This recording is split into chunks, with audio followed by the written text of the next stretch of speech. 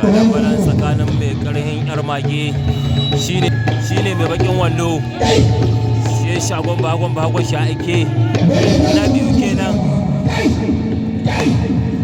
mai karhin yan mage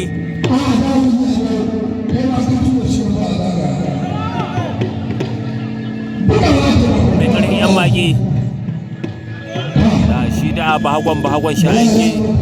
na biyu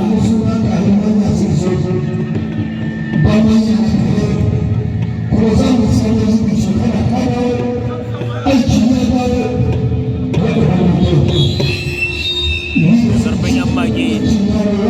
daga bangaren kudu shine mai bakin wando dogo bagon shayake na biyu shine bago mai ankul a kafa mai farin jus